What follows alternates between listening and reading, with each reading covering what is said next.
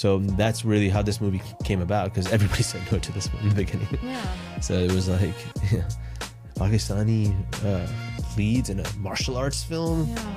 What? Like, it was wonderful. I've been asked this a couple times, and I think it really they fed each other. The directing fed the acting fed the directing. Because the story came out of me, it was only natural. I think I would have been really disappointed if I handed it off to somebody else to direct this specific story. I felt like I was now being part of like the pity party, as opposed to like, okay, let's go do it then. And that's that's what's holding us back, is like we just gotta dream and believe in what we want to say and go create it. Stand behind it and don't take no for an answer. Just keep going. I am everything but nothing, because I don't look brown enough. I don't look white enough. I am confusing. I look like every actor that I've seen, but not really. Like in any given day, I'll get like anything from like Lionel Messi to like the dude from Grey's Anatomy, or like Sylvester Stallone. Hello and welcome back to another episode of What's Brown Got to Do With It. So today's guest is a trailblazer who's captured hearts on both sides of the globe. Born and raised in California, he's made his mark as a Pakistani-American actor, writer and director, breaking barriers in the entertainment industry. You might recognize him from critically acclaimed Pakistani dramas like Yaqeen Ka Safar and Lamhe, or his standout performances in films such as More and the blockbuster Parwaaz-e-Junoon, where he starred in the lead role. But his story doesn't stop there. From his journey across continents to his latest projects, The Martial Artist, we're diving into his experiences, challenges, and inspirations. So with this, I would love to welcome the incredibly talented Shaz Khan. Man, showered. Thank you. Did you like that? That was a great intro. Appreciate that. So before we start, I want to ask you, you in Parwaaz-e-Junoon, you were a pilot. Yeah. Did you always want to be a pilot? Actually, wait. Did you sacrifice your life for Pakistan? Did I? Well, it was the dream when I was like younger, because I was seeing my uncle, and my nana was also a pilot. My mamu was a pilot, so I wanted to be in the planes. One of the first things I drew was actually a F-16 plane, because my uncle came back from the base, and I remember like just being enamored by his uniform. So I like wanted to draw it. So I like took one of his like model planes that he gave me as a gift, and I copied it. So it was a dream, but it evolved into other things. And I think that dream was satisfied when I did the movie. That was a good way to shred that. Great. Do you know what I'm referring to, by the way? What? Have you ever seen that clip of they're at some school, I think it's in like Saudi Arabia or something, a Pakistani school, and all the kids go by and they're like talk about like what they want to be or how much they love Pakistan, and there's this I'll send it to you, but there's this kid. I haven't seen it. Is that what you're referring to? It's really funny, yeah. No, I know, and he's like literally screaming. Because I was wondering what that expression was. I'm like, what? I'm like, do you know something I don't know about my childhood? I'm going to send it to you and then you'll get it. Okay. Okay, so let's actually talk about, we brushed upon it, but how did your journey into acting begin? Well, actually, it began on like this rainy night at Penn State when I was out with my friends, and my buddy came in to one of the places we were having dinner, and he's like just like sweating. He's like, dude, I lost my actor. He was in the film program at Penn State. It's his senior year. And he's like, I lost my actor. Like, I'm like, what do you mean? In my thesis film, I don't have an actor. And out of nowhere, I was like, I'm an actor. And I was like this like deep like thing that I've been wanting to say to people that I didn't. And I said it, and he's like, all right, you're in. And like, wait, had you done any acting? None. Zero. I had zero experience. And I went on his set and I did the film, and I was like, the bug was bit, and I told my buddies, I gotta do this. And by that time I actually had secured a job out of high school, or out of college, I should say, for this bank I had in finance, blah, blah, blah. And to much surprise of my parents, because I was kind of not the best student. But I was going into this career in finance, and here I am with this acting bug. And I did the bank job, but at night I was doing all this children's theater and all these things on the side to gain experience. This was in Pittsburgh. Like I was the Caliph in like Aladdin, and I was doing these like short films and basically work for free just to get like experience. And yeah, that started it. And then I actually got a promotion, and I was in DC, and I was getting bigger parts. Like I was actually in a play where I was getting reviewed and all this stuff. And I'm like, if I'm going to do this, I got to do this right now. So I quit and I moved to New York, and I just started studying. And I slept on my buddy's couch for like 2 months while I figured it out. And that's how it started. So then how did your journey into like Pakistan? Oh, that was wild. I mean, this was a couple years after I started in New York, I was finishing up I went to the Actor Studio Drama School, which is an MFA program, because I knew I needed to get disciplined in my life, and that was a way to do it. And I also get to be exposed to great texts, because as an actor, that really makes you a better actor. And as I was doing that, I was auditioning, again, securing roles, gaining experience. I just wanted to hustle. But I was exhausted. I went back to Pakistan just to like take a break. I wanted to go see family. And out of nowhere, an audition came for this movie called Moor. Jami, who was the director, had already cast the lead actually, and I went in for the audition, and it was in Urdu, and like here I am in like a fedora, like total New Yorker, like reading this like Pathan character in this Urdu film, and I was like, I'm not gonna get this, but I was really good at auditioning, so I did the audition. My Urdu was like tutti putti, but I ended up like nailing the emotion, and he brought me back in, and like they kept coming in and out of like the studio, and then they sent me home, and I was like, what was that? And that night I got a call that you're in. And 3 weeks later, I was in a village shooting. It was wild. I actually got the lead role. Oh, wow. But do you find like, because you mentioned before that you like playing Aladdin and like Nardis Batan, do you get typecast because of the way that you look? Well, actually, I was the Caliph in Aladdin, which was like the father. So that was like completely against type. I was like running around like in a giant, like it was just really ridiculous. I should send you the picture. It shouldn't go out though to anybody because it was really bad. But yeah, my typecasting is that they don't know what to do with me. I am everything but nothing, because I don't look brown enough. I don't look white enough. I am confusing. I look like every actor that they've seen, but not really. Like in any given day, I'll get like anything from like Lionel Messi to like the dude from Grey's Anatomy, or like Sylvester Stallone, and like talk about like, and even Danny DeVito at this Red Sea Film Festival, which for some reason I bought. I don't know, maybe it was my mannerisms or gestures.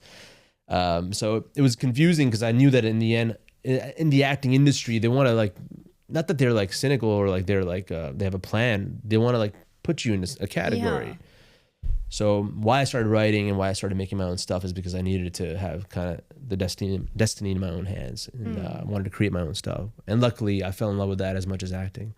And that movie Moor, by the way, really actually it ended up being one of the foreign language Oscar submissions from Pakistan. So it really connected me even to the West in another weird way. Like for example, I was living in Palm Springs and it premiered at the Palm Springs Film Festival. Oh, nice. Just like really wild. So that was amazing to like have that kind of, you know, my movie come to this festival where I'm living with all my friends getting to see it, and then, you know, getting a manager from that and all that.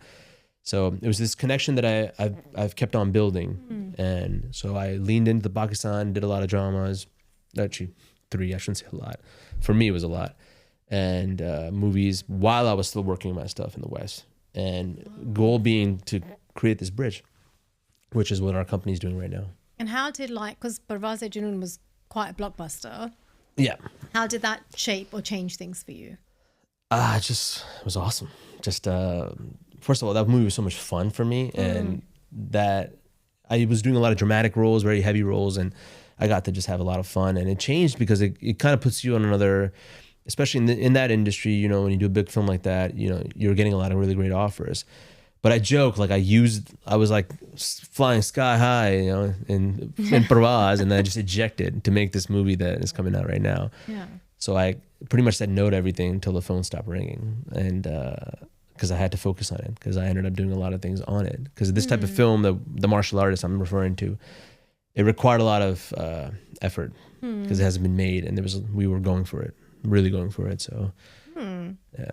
So I know you said like you evolved into directing and you just mentioned why, but how do you think your heritage then shapes the kind of stories that you do want to end up telling? I think it shapes it a lot more than I give it credit to, because when I moved from Pakistan when I was 11, so you said I was raised in California. Actually, I was raised only for 2 years in California, and then I moved to Detroit and then to Pakistan. So I lived from like 4 or 5, I always change it, I say 5 or 6, but 4 to 5, I can't remember, till 11, I lived in Pakistan. So a lot of the formative years with my family, with my cousins, it was like this, you know, I was in a giant 8-ball of love living in Pakistan. And then that was like shattered by being brought to the States. So I was in a huge culture shock, like when I'm at 11 years old. Yeah. And I've always looked younger than I am. So I looked like I was in like 4th grade when I was in 7th grade. So not only the adjustment of culture, but also like being completely not I wasn't fitting in. So that's like when my first acting lessons really started, and I from that point kind of wore the heritage on my sleeve, like I am that, even though they're like, you're not Pakistani. Like, so it's like I'm like doing the mantras for it, but they're like, yeah, no, you're something else. And so I was in a, like you were saying before we started, like I was confused too, like what am I, you know, what is this thing? And most artists have this sort of need to kind of get in touch with that confusion, make sense of it. So I think my first acting lesson started at that time, and I in just my relationships and my you know, just interpersonal like dealings, I was always talking about being, you know, Pakistani, you know, being raised Muslim and this and that. And when I went into writing, I think it just kind of bled out on the page, because those were the stories I wanted to tell. That's quite interesting, because there's a lot of Pakistani artists who like from England or from America, and they moved like solely to Pakistan, and that's all they do because they just were accepted or got more recognition there. So the fact that you still wanted to stay like where you were and then change that narrative by writing the stories instead, like that's actually amazing. Well, yeah, I could have leaned in and just gone full on, and probably would have been better as an acting career in a way, because then you're really like, you know, really setting yourself up. Because I had the confidence in myself because I had trained enough that I could do that. But it really was, you know, you have to listen to your gut. And I think I was feeling this need to tell this story for a very long time in a feature film, in a movie. I didn't realize how much I love cinema actually till I made this movie. I didn't realize like how much I enjoyed every part of it, and how that kind of is something I wanted to do. Because when I was making short films, I wasn't satisfied. I want to do more. I want to expand these characters. I want to, you know, I'm watching all these movies. I'm influenced by them. I want to use these techniques to tell these stories, blah, blah, blah, blah. So, and I'm so glad I did, because it now feels like it was exactly what needed to be done. And, you know, the gut was that if I tell a very universal story that has some of this Pakistani elements in it, but it doesn't, it's not defined by that, and it can go anywhere. And those are the type of stories I loved. And that's like classical Hollywood filmmaking. And this is where we leaned into it. And we'll find out on 31st if, you know, if it worked. Inshallah it will. Yeah. How did your family react to, because you were like saying you were in finance, and then, you know, you've gone into something completely different. Were they? I'm sure you can guess. It was my poor Ammi. She was like heartbroken. She like, I always joke that when I was working at the bank, she came to this office that I had, and there was like this beautiful plant, beautiful view. She's like, "Beta, अच्छी job hai, kya baat hai, blah blah blah." And like 3 weeks later, I was like, "I'm quitting." She's just like, "No, kyun ja rahe ho? Wo pauda office." Like she's there was like this sort of, it was a symbol of what I could have been and what I've completely destroyed, and it was very difficult for them. And I can imagine. And my father too, my mother is very expressive, so she made it known that it was very difficult for her. My father is a more, you know, more like sober and like introverted, so I could see it in his eyes that he was affected. But I was like, "Abu, don't worry. He's a master's in mathematics." I was like, "Don't worry. 99% of the actors don't make it, man. But I'm going to. Don't worry." And I was like, thinking back on it, that's like a really horrible way to sell someone who's mathematically inclined. But I just knew that that was the only decision I had. That was the decision I had to make, and it had to be done. So my sister's a lawyer. So, but she wanted to be a journalist, and my dad wanted me to be a lawyer, and I was like, no. So then she said, "I want to be a journalist," and he said, "Beta, first do law, and then do anything you want." And she did it. She did law, and she never became. Does she still want to be a journalist? I don't think so. No. I don't think she wants to be a lawyer anymore either. But well, I mean, again, there's the calibration with yourself that only a person knows. Because if she really wanted to do it, maybe she would have done it. Maybe that wasn't as, I don't know her, but I think like it's that, again, that pressure from the family, right? Like, and especially in those days, it was, if you weren't in the conventional route, then you weren't accepted. And the anxiety that parents got, and, you know, like if you don't study, and if you don't go to university, and if you don't do this, then what's going to happen to you? It's completely understandable, because they are immigrant parents that have fought to create something for your family, and here's your son, like leaving to go to acting. Like I don't hold any resentment against them, or there's nothing other than pure love that what they were operating out of. It's just they didn't see the bigger picture. I think every person has like as a fire in them that when that's activated, like nothing's stopping them, you know. And I think I did get derailed. Like I kind of listened to the critics, you know, whether that's within my family or whatever, and let that affect me, which was really when I was suffering the most, because I forgot to believe in myself, which was, you know, there were a couple of years of really dark times there, but it was like, what am I doing? The energy I had when I had nothing, like that was operating out of just a pure belief, you know. And you know, we can get all spiritual about this, but Allah gives that to everybody, so you gotta get connected. You gotta get connected to that, and then it was like, okay, game on, and they'll see it when the time comes. But it can't be defined by external success either. And part of me, when I was getting this external success, it was like, well, is that the reason? They should have been happy no matter what. Well, that helps, obviously, because they want some sort of validation for it. Yeah, of course. But that metric is so internal too. Who's to say that an actor that's doing that, maybe there is some, you know, there is success for them in whatever thing they're doing, if they want to just do theater or something like that. Yeah, agreed, 100%. So there's really no formula for like how it's all about that individual's relationship to that. Yeah, agreed. So what's been your most memorable role to date? Apart from the one coming up. I think, you know, Yakin Ka Safar, which is strange because I never thought it would be in a Pakistani drama. It was memorable for me because of what it stood for, the character. It is... he was just the champion of truth, and he was just, human beings don't come like that. And I thought that was such a beautifully written role, and what he stood for was amazing, because he was like fighting against all odds, and also his family, to like fight for this girl, fight for justice. And I still get goosebumps thinking about it, because it really was an amazing, what he stood for was amazing. He got chopped a little too early, I thought, you know, but meaning like, I think if a couple more episodes would have been nice to set him up more, but it was felt. I mean, I think the audience really responded, because they responded to exactly what I responded to when I read the script. Yeah, I remember watching it. It was really impactful. I really actually love that drama. Yeah, and it really had, you know, everything that you would want as an actor, as an artist, that you want to give to. And I worked really hard on that, because some of the things weren't on the page that I really wanted to bring, which were the way he would react to his family, like when he comes back, like out of everything he's dealing with. He never wanted to show his family how that was affecting him. Some of the subtleties that like I wanted to really play into, because I think that would make him so much more powerful and so much more interesting. And I really got to like exercise everything I learned over the years in that. And there was another a film that obviously the current one is huge, that one, but we can talk about that down the road, because that one is probably a role that I wrote for myself, because that's the one I wanted to play. But there's a short film I did about a boxer that was pretty impactful for me, that actually is sort of it was a derivative of this feature, and that was pretty memorable. So what do you see as like the biggest challenges for South Asian artists, actors and directors in Hollywood? It's making your own stories. You know, I was also kind of sick of saying like, oh yeah, they're not writing any, there's no roles for us. Well, why would they write roles for something they don't know? Who's they? And anything's possible if you just do it yourself, right? I felt like I was now being part of like the pity party, as opposed to like, okay, let's go do it then.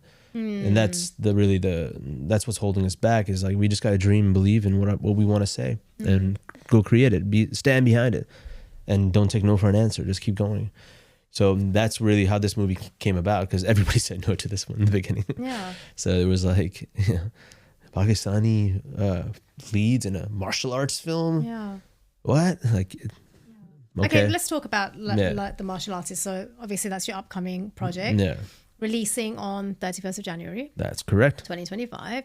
So tell us a bit about that. What can we expect, and you know what the story behind it actually is? It's a sports action genre, and it's about an MMA fighter out of California who's being trained by his brother, and he wants to be the best in the world, and his fighting skills and his talent actually is matching that. He's a bit cocky and a bit over ambitious, and it's compensating for a lot of like insecurities that he has. But he ends up getting into one of the biggest promotions, and that promotion gives him sort of a platform where he can really achieve his dream. but a sequence of decisions end up derailing him, and let's just say he loses everything.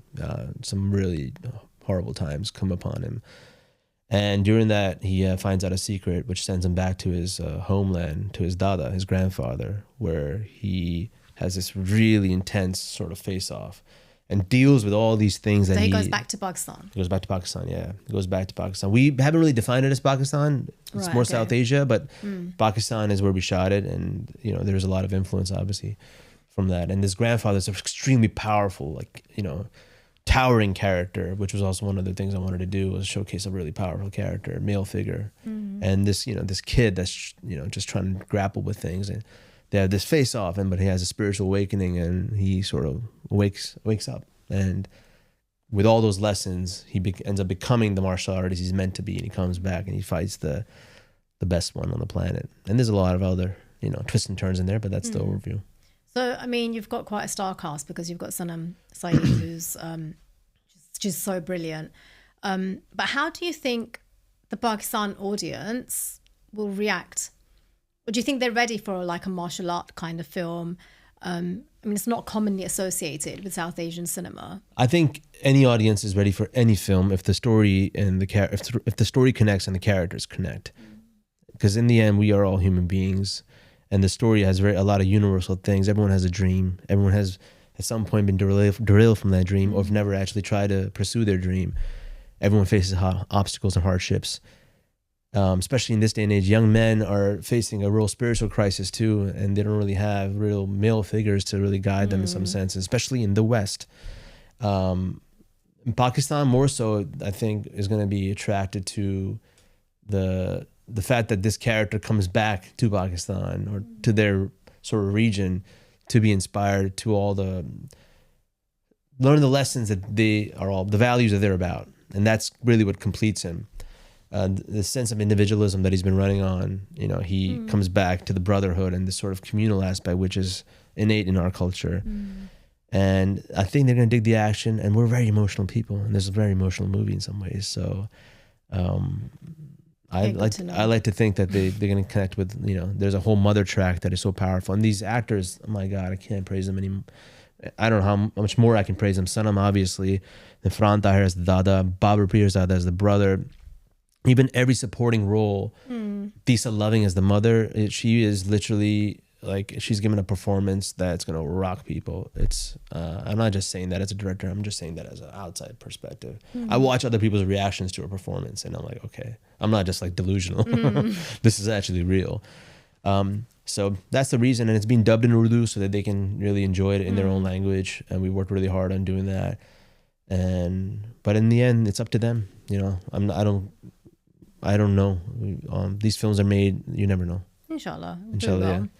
But how did you get all these like amazing actors to agree to? What's really interesting is that people get attracted to good stories and good scripts and good characters. It's not, it's funny how that happens. So we worked really hard on working on those. You know, Sanam didn't have to do this movie. She did it because it's a male sort of centric movie in some ways, because about fathers and sons and sort of generational trauma and all this stuff. But we needed a female that can own the screen, and I really wanted to bring a Pakistani actress that can, you know, be accepted as a Western, you know, sort of modern Western woman, and her character is brilliant, and her performance is brilliant, I should say, because she really owns that, and people love her and they watch her in the West because she really represents the sort of modern brown woman in this film. She's so diverse in like the stories that she chooses to. And this is her. I think she's done an English project before, a couple, but this one is like, you know, a strong English performance too from her, which is which I really wanted to see because I love her as an actress. How was it to like direct and act? Was that the first time you were directing and acting? So I've directed and acted in short films while I was experimenting, learning my trade, and it was wonderful. I've been asked this a couple times, and I think it really they fed each other. The directing fed the acting fed the directing, and because the story came out of me, it was only natural. I think I would have been really disappointed if I handed it off to somebody else to direct this specific story. It doesn't mean every story I have to direct. And I actually had a director attached that fell out, which was, you know, blessings in disguise, because I got to really lean into it. And that's why I think more time was taken, because I wanted to get it right and really, really use all the cinematic tools to like tell the story and not, not cut any corners, because we didn't have a big budget. So you relied on creativity and just pure on creativity to get it to the level it looks like. So like as an actor, what's been your, or even a director, your biggest challenge to date? Like in terms of, I don't know, the resistance that you face, or... There's challenges in this industry at every turn. So I don't even know if I can point one out as any. Anytime you're making something outside the system that's already running, there's resistance. How it's going to work? There's nothing here. Like the only comparable to this film maybe would be Creed as a sports action drama recently, I should say, because but that's a franchise. That's not even that's a full-on franchise. But Rocky's like in the 70s. Like, how can you make a comparable to the 70s, right? So yeah, there's challenges at every turn, but like it's all about what you want to do, and the movie had to be made.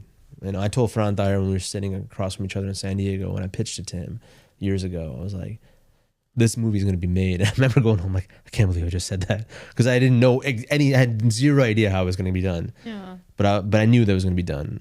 But then I was like, should I have said that? I knew I shouldn't have put that out there. I was like questioning myself. But that really like kind of cements it, because you're like, all right, now I got to get it done. What changes would you like to see in how South Asians are represented in global cinema?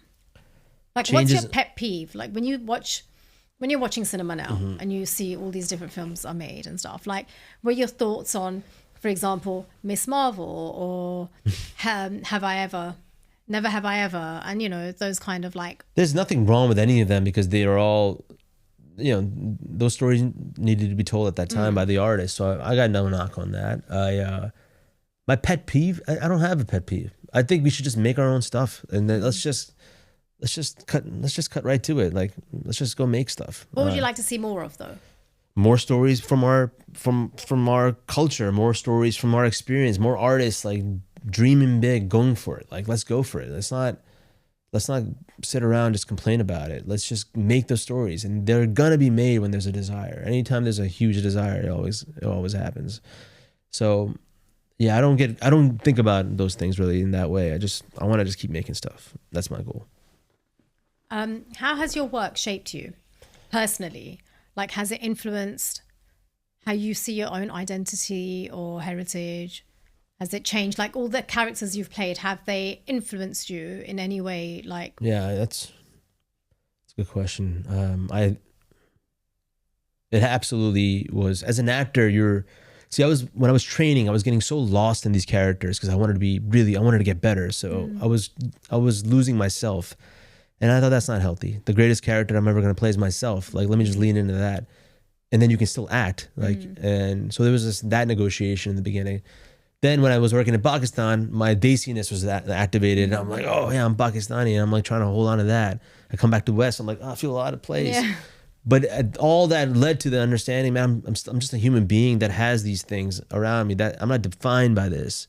I'm still a human being. Like, let me just lean into what that means, what that's about. So as an artist, those are like clothes I'm wearing as opposed to like who I am. So I don't look at myself through the lens of me just being a Pakistani, although that is who I am. Or, as an American, although that is who I am. Or as a brother, these are all lenses, right? Like the core of who I am is like not those things. That they're still like the core of it is like it's something that has to do with something deeper, which is what I'm activating. Shape you, right? Like they contribute. Absolutely. They will, like, you can be as Pakistani as you need to be, and you can be as American as you need to be. The advantage of that is you can actually fit into so many different places and understand so many. A lot of that's operating subconsciously, don't you think? It's like, it's not something that's active. Like, you are that because that is who you are. So the decisions you make should come from like the deeper place of what you want, of what it is, what you're about, as opposed to that. I think that can get kind of that can confuse and kind of lead you down a wrong path, because what ends up happening is you get defined into that, and that's maybe not who you are completely. Now, I'm not saying that can't be explored. Like, I'm doing this movie that has all these elements in it. I'm exploring all of it. Like, there's no doubt about that. I shot it in Pakistan, in a place that's never been shot before, which was not a good idea because it was really hard. Yeah. It was really difficult to shoot up there. And even Pakistanis don't shoot there. Like, here I am with an international crew trying to make sense of what's going on up here. So obviously there's that, but that was operating out of like a deeper thing to do that story at that time. It's so complex that I don't really think about it that way anymore. I just try to focus on the simpler things. But what was that like aha moment for you? Like, before we started, you asked me, why did I start the podcast and everything? And I think at some point last year, for me, that aha moment was, I was very clear on who I was. So I'm British, I'm South Asian, and I can be both of those things. I don't have to be one. I don't have to be Pakistani or Indian and not be British. Like, it all shapes me. I can be all of those things. Exactly. And for me, it became about trying to, okay, now how do I get that across to a wider audience? Like, how do I build bridges for communities that even in our own community, when people see you as, oh, you can only be Pakistani or you can only be British, you can't be both of those things together. So my story became, how do I show the world, like, actually all these people exist and we can all coexist and there is no one definition. So what was your aha moment, like, when you thought, I think this movie has a big part in it, because it was combining my artistic sort of dreams, and the character itself is an American that comes back and gets in touch with his roots in some ways, and then goes back with those lessons, a really traditional, hero's journey, but like told in this way. And I think I really wanted to tell that story. So I guess I satisfied that by doing the story. So again, that was operating on a deeper level that I was just trying to like mine, I guess. And of course, you're absolutely right. I am all those things, but I don't have conflict about any of it. There's zero conflict. We don't have conflict anymore. Like, it's just who I am. And back in the day, we were talking about it. We absolutely did. I was like, what am I? Who am I this? Am I that? Yeah. But that's because you're fed in the culture that you have to be one thing or the other. So you're listening to the wrong things anyways. Because like, that's it. It doesn't have to be that way. Like, there was in 9/11, that time was very rough for everybody. I was in school, and like there's always like this suspicious eye, but I tried never to let that like be the defining thing. I would always like try to rise above it, even though I was confused about it. I didn't want to play into that, because your reaction to their reaction matters. And I think that was one of the first times I tried to like reduce that conflict, unsuccessfully, obviously, because I was still in college. But then it became this general thing to like, there's no conflict here. I am this guy. Yeah, so that happened. So what is it? We're still talking as human beings. What do you mean? That has nothing to do with me, Yeah. But there's always projections coming at you about it. Always those projections coming at you, but you are as much responsible for those projections, because if you take them in, you're part of it. But if you deflect it, they're gone, and that person recognizes it on some deep level, I think. And then it's like everything's cool. I think it's like, it's like with Ami Abu, and they test you, like they're testing me about my career choice. It's only when I was doubting myself was when they were like really doubting it. Yeah, true. When they were like, when I didn't give them the response they wanted, it was like there was zero like talk. But when they felt that they were like, all right, he doesn't know what he wants at this point. So it's in a strange way. At Penn State, I was doing an alumni event. A girl asked me about that, and we both got to this recognition. Like, they're suspicious of your choices because they want to test you. They want to know whether this is something you really want. That's why they're saying, Beta, is this something you want to do? What do you really want to do this? And we both came to this realization that she should do what she wants to do, You do it. Yeah. This is me, her, and like this Penn State forum talking about desiness. It's like all these white guys and white girls like hanging out, and we're all like on this desi tirade. Yeah. I used to work for the government, and I remember after 9/11, then we had in England there were like these 7/7 bombings. And then the police got like they were able to just stop and search for anything. And I used to work for the government, and I remember it was early in the morning, and I was driving past Buckingham Palace, and I got stopped by the police.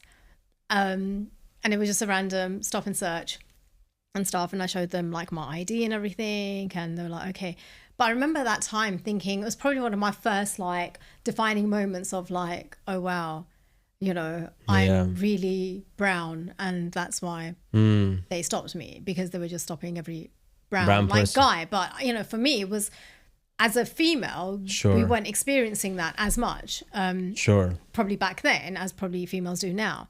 But I remember thinking then, like, I was offended, I was sad, I like all these things. And and that's a thing. I mean, there's no doubt. And a lot of times, it's like, again, people don't think I didn't have that kind of reaction because I don't look Pakistani technically. So I would be observing it sometime with a Pakistani person would be getting it, and I'd get like activated and triggered. And I'm out to the defense, and they were like, "What's up with this guy? Like, why is he doing that?" You know, because it was like I was watching it happen, but then the people that know me, like they knew me that I was like Desiness. I had a Desiness in me, and they're confused. So I was always dealing in this gray zone of like, well, where am I in this? But again, like what it comes down to really is you handle the situation as it happens with you. Like when that happened, I'm sure you were sad or you were like affected, but after that time, like you probably were like, well, I still got to live my life, right? Or no? Yeah, of course. I mean, these are things that are going to happen no matter what. And I was dealing with that from a really different place because I didn't look Pakistani, but I still was getting triggered left and right. Yeah. I'm like, what? And I didn't know how to deal with it at the time. Is that harder though? Like when you don't look Pakistani, but you really feel Pakistani, and then people aren't accepting you as that. So do you feel like you have this moral kind of obligation? That's my point. I felt that there was, I felt that there was this thing to like have to show that, which is also like foolish. It's completely foolish. Like, why would I have to show anything? Yeah.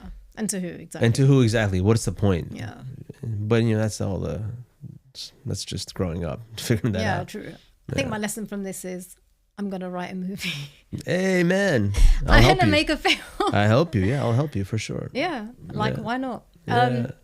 Again, there's stories, the medium of storytelling. Now it's even now with Instagram, and these are all vehicles to tell stories. They're just used in a way that's like very shallow and a lot of times, not all the time. But there's a lot of inspirational content on these apps too. But you can tell stories in so many different ways now that it's what do you want to do with it, So you asked me about the podcast before, and that was one of the reasons that I wanted to do the podcast, was so that people have the chance to tell their stories. I think this is a great forum because I think this is, like I was saying, I haven't seen anything like this, and it's going to be great for the South Asian audience to experience like different people coming in from all walks of life, talking about it. So I think you're already doing it. This film is obviously another thing, another vehicle, but this is another vehicle. Yeah, film, kind of right. Yeah, do your film. So my last question, and it's something I ask all my guests, and that is, what does being brown mean to you? Although you're not really brown, but yeah, exactly. What is? I'm like how does it being brown, like being South Asian in? I think it means from sort of when someone says, I have to say that I'm brown because I don't look brown. I don't have that relationship to the world as a brown person. Internally, I'm absolutely brown. I'm more probably brown than a lot of brown people, but I think I think it's through my work. I think it's through my movies and through my acting. I'm really exploring it because I think there's no other way for me to do it, like really realistically. Otherwise, it's like I'm just like projecting things that I want to put out there. Does that make sense? Yeah, of course it does. Yeah, okay. It does. Well, yeah. We love that you're brown. I love that I'm brown. Yeah, yeah. Thank you. Confused brown. Really looking forward to watching the movie. I hope you like it. Yeah, it's something that I think. Now I'm really intrigued because it's a story that resonates with me. So great. Not to be martial arts. Well, I think even though the fighting, the action is brutal but realistic, but it serves a story. It's actually a story of a family, really, of a family in this sort of crossroads, and I think a lot of people can relate to it. So can you just look in there and just tell everyone when to watch and where to watch? January 31st, it is being released in select theaters worldwide in all the major territories. So just I think about a week before, you should be able to search where it's playing and check it out. Well, thank you so much for coming. Thank you we finally got me. here, and I'm so glad now it's in person. Yeah, and right. Right. Thank you, Karachi Internet. Yeah, it would have been like in this dungy hotel business center. Exactly. If you would have seen it, you would have been like, let's not do this here. Anyway, thank you, Shaz. It's so lovely having you, and hopefully we will see you again. Maybe after, when you're writing my movie. Yeah, why not? I'll help you out. Thank you.